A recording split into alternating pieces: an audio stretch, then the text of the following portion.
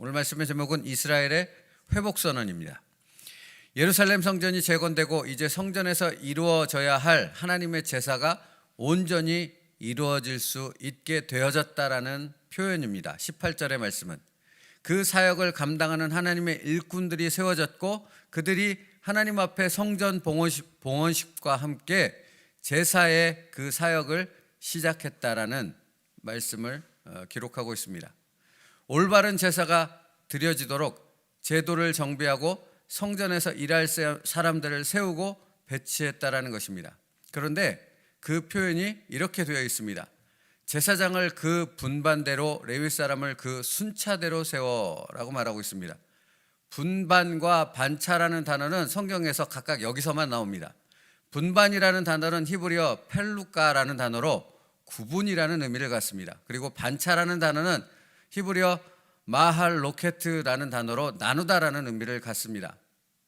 이 두 단어는 그렇게 큰 의미의 차이를 갖고 있지 않습니다. 서로 교차해서 사용할 수 있는 단어인데 제사장과 레위 사람들, 즉 성전에서 하나님의 거룩한 사역을 감당하는 사명자들이 구분되어져서 그리고 그 조직이 이렇게 나누어져서 사역을 감당했다라는 사실을 알려주고 있는 것입니다. 교대로 순번을 정해서 그 사역을 감당했다라는 것이죠. 사실은 이 의미에는 여러 가지 의미가 포함되어져 있지만 그처럼 하나님의 사역이 왕성했다라는 것입니다.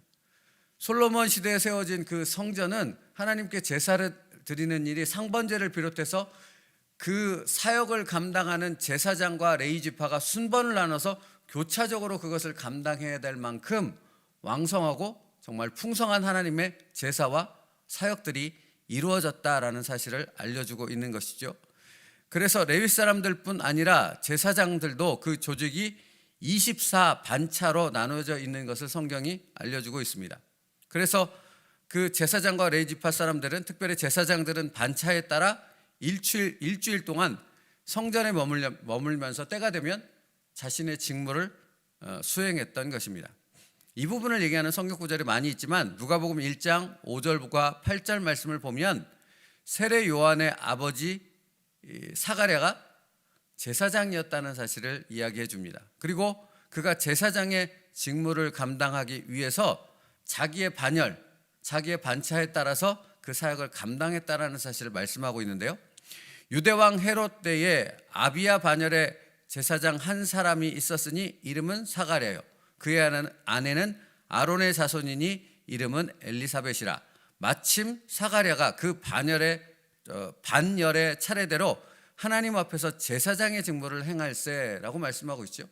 이처럼 24반차로 나누어져서 자기에게 순번이 되어진 그때가 되어지면 일주일씩 성전에 들어와서 그 사명을 감당했다라는 사실을 알려주는 것이죠. 자, 이제 다시 오늘 본문으로 오겠습니다. 그렇게 반차로 나누어서 제사장과 레위 사람들이 사명을 감당했다라는 부분을 이야기합니다. 그런데 그 다음에 기록되어진 말씀을 보면 이렇게 표현되어 있죠. 예루살렘에서 하나님을 섬기게 하되 모세의 책에 기록된 대로 하게 하니라. 그러니까 성전이 재건되어지고 제사장과 레위 지파의 직무가 회복되어졌고 다시 왕성한 하나님 앞에 제사가 이루어지고 있다는 사실을 얘기했는데 그 얘기의 표현의 뒷부분이 어떻게 표현되고 있는가? 모세의 책에 기록된 대로 하게 하니라 라고 말하고 있다는 것입니다. 에스라에 의도되어진 어떤 의미가 담겨져 있다는 사실을 알 수 있지요. 모세의 책에 기록된 대로 하게 하니라 라는 이 표현은 앞에 민수기 3장 6절로부터 10절 말씀과 8장 6절로부터 26절까지의 말씀을 염두에 둔 표현입니다. 그러면 여러분 새벽이라 그 부분을 살펴보지는 않겠지만 민수기 3장과 민수기 8장의 말씀들에 기록되어진 내용은 무엇인지 아십니까? 사실은 다른 것이 아닙니다. 시내산 언약에 대한 이야기입니다. 시내산에서 하나님께서 모세를 통해 아론과 그 아들들을 제사장으로 세우고 그리고 레위 지파를 따로 구분해서 그들에게 성막을 돌보는 일을 감당시키셨다. 그러니까 다시 말하면 하나님께서 제사장들을 임명하고 그리고 하나님께서 거룩한 사역을 감당하는 레위 지파를 임명했던 사건을 기록하고 있는 내용이 바로 민수기 3장과 민수기 8장의 내용이라 하는 것이죠. 그러니까 여러분 지금 에스라가 모세의 책에 기록된 대로 하게 하니라 라는 부분이 민수기 3장과 8장을 염두에 둔 말씀이라는 것은 에스라의 마음속에 무엇을 담고 있는 것입니까? 이스라엘의 성전이 재건되어지고 거기서 제사장과 레위지파가 다시 하나님의 사역을 감당했다 하는 것은 바로 시내산에서 맺어진 하나님과의 언약을 다시 상기시켜 주는 것입니다. 그것이 무엇일까요? 거기에 담겨 있는 의미가 무엇이냐고요? 하나님의 영적 이스라엘 백성 공동체의 회복을 의미하는 것입니다. 이것이 얼마나 중요한 건지 여러분 이렇게 그냥 살짝 들어도 아시지 않겠습니까? 이스라엘 백성의 생명은, 이스라엘 백성의 존재와 그 정체성은 하나님과 맺어진 언약 가운데 있습니다. 그러니까 하나님의 백성이라는 부분에 그 모든 것이 담겨 있는 것입니다. 그런데 성전이 무너졌다라는 것은 그 모든 것이 무너졌다라는 것을 의미하는 것인데, 성전이 다시 재건되어지고 그 성전이 재건되어짐을 통해 다시 봉헌식을 올려드리고 그것을 통해 제사장과 레위지파가 하나님께서 임명하신 그 사역자들이 다시 정결하게 구별되어져서 그 사역을 감당하게 되어졌다라는 말씀을 모세의 책에 기록된 대로 하게 하니라 라는 표현을 통해서 다시 하나님의 선민 공동체가 하나님 앞에서 회복되어졌다라는 것을 선포하는 것이라는 것입니다. 여러분, 이것이 갖는 의미가 얼마나 중요하다라는 것을 우리는 느낄 수 있지요. 다시 하나님의 백성 되어졌다는 것입니다. 다시 하나님의 임재가 우리 가운데 있게 되어졌다는 것입니다. 우리는 이제 다시 하나님의 백성으로서 살아갈 수 있는 그런 거룩한 백성이 되어졌다는 선포입니다. 이것이 얼마나 중요하겠습니까? 여러분, 우리가 3월 1일 대한독립 만세를 불렀던 그날을 기억하여 지키고 있지 않습니까? 왜 그렇습니까? 여러분, 그날 3월 1일 날 대한독립 만세를 불렀다고 해서 우리나라가 독립을 얻은 거 아니지 않습니까? 그러나 그날은 중요하지 않습니까? 왜 중요합니까? 우리 민족의 정체성을 회복한 것이기 때문에 그렇습니다. 그렇죠? 그래서 광복절의 의미가 있는 것 아니겠습니까? 사랑하는 성도 여러분, 지금 에스라서 표현 가운데 있는 모세의 책에 기록된 대로 하게 하니라 라는 제사장과 레위지파의 그 사역의 회복에 담겨 있는 의미는 하나님의 백성으로서 갖는 그 정체성과 하나님의 영광과 임재의 회복을 의미하여 말씀하고 있다라는 것입니다. 그러므로 여호와께서 시내산에서 모세를 통해 말씀하셨던 그 언약이 다시 회복되어졌다라는 것을 오늘 말씀을 통해 온 이스라엘 백성들에게, 특히 남유다 백성들에게 선언하여 표현하고 있다라는 것입니다. 여러분, 그러니까 하나님의 언약의 중요성을 다시 말하고 있는 것이죠. 이 말씀이 오늘 우리에게 너무나 중요한 말씀이 되어지는 것은 무엇입니까? 우리는 하나님의 백성입니다. 이스라엘 백성의 뒤를 이어 영적 하나님의 백성으로서 하나님의 성도로 살아가고 있습니다. 그런데 여러분, 우리는 늘 세상 가운데 살아가느라 하나님의 백성으로서의 갖는 그 정체성을 잊지요. 자꾸 잊어버립니다. 내가 하나님의 백성인지 아닌지 도대체 그 구분점을 알지 못할 정도로 우리의 삶이 뒤섞여져 버리는 때가 참 많이 있습니다. 그런데 하나님은 오늘 말씀하시는 거죠. 너는 하나님의 백성이다라는 것입니다. 여러분, 그 사실을 잊지 않는 여러분 되어지길 바랍니다. 이것이 왜 중요한지 아십니까? 사실은 이스라엘 백성의 그 이스라엘의 나라가 망하고 성전이 무너져 버릴 수밖에 없었던 사건은 그들이 가데스바네아에서 하나님 앞에서의 그 시내산에서 맺었던 그 언약을 통한 민족적 선민으로서의 정체성을 잃어버린 것이 그들의 역사적인 반복 사건으로 인해서 다시 그것을 잊어버렸을 때 결국 예루살렘도 망하고 성전도 무너져버리는 그런 비참한 심판을 초래하게 되어졌던 것이지요. 그런데요, 하나님께서는 신실하신 하나님으로서 언약을 잊지 않고 다시 그 이스라엘을 지금 회복시켜 주셨다라는 사실입니다. 그러므로 우리가 이 세상을 살아가며 하루하루의 삶 가운데 우리가 가져야 될 하나님의 백성으로서의 정체성을 잊지 않는다라는 것은 곧 무엇을 의미하는 것입니까? 하나님의 언약을 상기하고 그 언약을 통해 신실하게 이루시는 그 하나님이 바로 나의 하나님이라는 사실을 다시 고백하며 그 믿음 가운데 살아가는 것을 의미하는 것이기 때문에 그렇습니다. 그래서 중요한 것입니다. 여러분, 나는 하나님의 백성입니다. 그냥 이 세상을 살다가 수한을 다하고 죽어버리는 그런 하찮은 인생을 살아가는 사람이 아니라 나는 하나님의 택한 백성으로서 하나님의 영광을 드러내며 하나님의 백성으로 살아가는 오늘 하루를 선물로 받은 하나님의 자녀라는 것입니다. 이것이 얼마나 중요하겠습니까? 그것이 얼마나 중요한가를 지금 에스라는 에스라서 6장 18절을 통해 시내산의 언약을 상기시켜주며 이스라엘 백성들에게 다시 기억나도록 그것을 말씀으로 선포하고 있는 것입니다.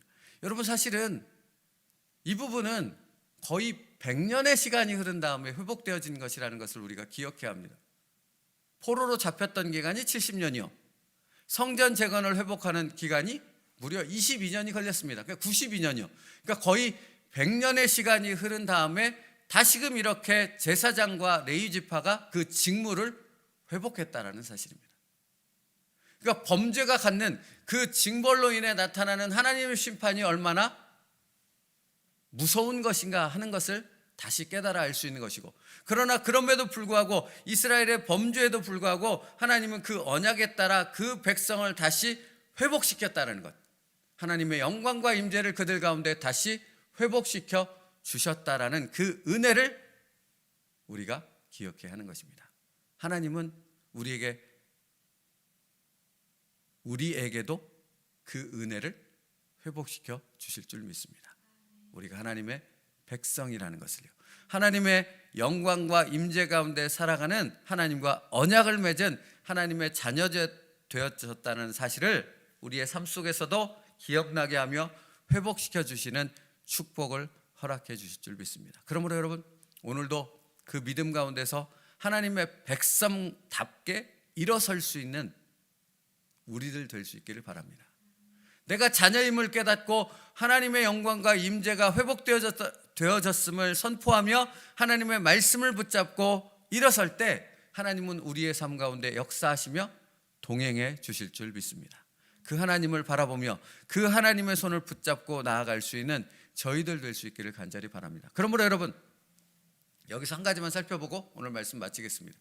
시내산에서 하나님이 아론과 그의 아들들을 제사장으로 세우고 그 다음에 레위 지파를 하나님의 성막의 일들을 감당하는 사역자로 세워서 그 일들을 감당하는 그런 놀라운 언약을 맺으면서 이스라엘 백성들에게 선포하셨던 중요한 하나님의 약속이 무엇입니까? 하나님의 선포가 무엇이었습니까? 너희는 더 이상 애굽의 노예가 아니다라는 선포였습니다. 너희는 더 이상 노예가 아니야. 430년간의 그 노예에서 이제 해방되어졌고 이제 너희는 무엇이라고 말씀하신 것입니까? 나의 백성이라고 선포하신 것입니다. 그게 시내산의 언약이라면, 사랑하는 성도 여러분, 오늘 이 시간에 우리로 하여금 하나님의 백성 되어졌음을, 그리고 그 은혜와 그 영광이 회복되어졌음을 에스라서를 통해서 다시금 상기시켜 주시는 하나님의 그 메시지에는 무엇이 담겨 있는 것입니까? 너희는 더 이상 죄 가운데 죽어갈 그런 저주받은 죄인이 아니라는 것입니다. 예수 그리스도의 십자가 은혜와 그 보혈의 능력으로 하나님의 백성이 되어졌고 하나님의 구원받은 백성으로 천국 백성으로 살아가는 하나님의 자녀가 되어졌다 하는 사실을 잊지 말아라. 오늘 너희에게 준 오늘이라는 축복의 하루는 그 하나님의 백성, 천국의 시민에게 준 하나님의 축복이며 은혜라는 사실을 선포하고 있는 것입니다. 그러므로 여러분, 오늘 그 하나님의 그 말씀을 들은 하나님의 백성, 그것을 믿고 그 하나님을 신뢰하는 백성이라면 오늘을 그 백성답게 살아가는 하루로 만들어가는 도전과 온 힘을 다하는 노력 가운데로 나아가야 할 줄로 믿습니다. 저와 여러분이 그렇게 될 수 있기를 간절히 바랍니다.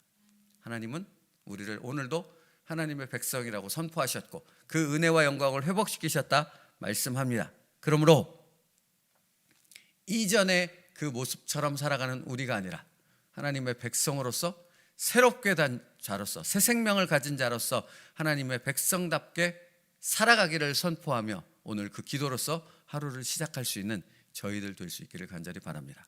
은혜입니다. 능력입니다. 이것이 바로 축복입니다. 우리만이 누릴 수 있는 그 은혜와 축복을 말씀 안에 붙잡고 그것을 누려갈 수 있는 축복된 하루 되어지길 간절히 바랍니다. 기도하겠습니다. 살아계신 하나님 감사합니다.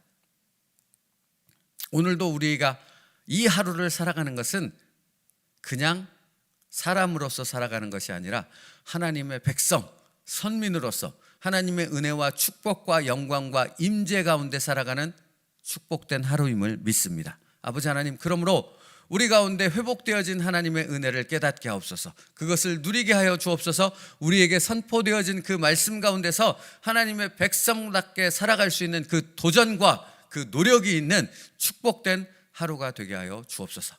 정말 주저앉아 이 세상 가운데, 이 세상의 죄악 가운데 깊이 빠져서 아무것도 하지 못하고 아무런 소망도 살아가지 않고 소망도 갖지 못하는 그런 사람들로 살아가는 하루가 아니라 정말로 하나님의 백성답게 다시 재건되어진 성전에서 하나님 앞에 봉헌식을 올려드리며 유월절을 지키며 하나님의 영광을 선포하는 남유다 백성들처럼 하나님께서 주신 놀라운 하루를 하나님 앞에서 살아가며 그 축복과 은혜를 누릴 수 있는 행복한 성도들 될 수 있도록 인도하여 주시옵소서.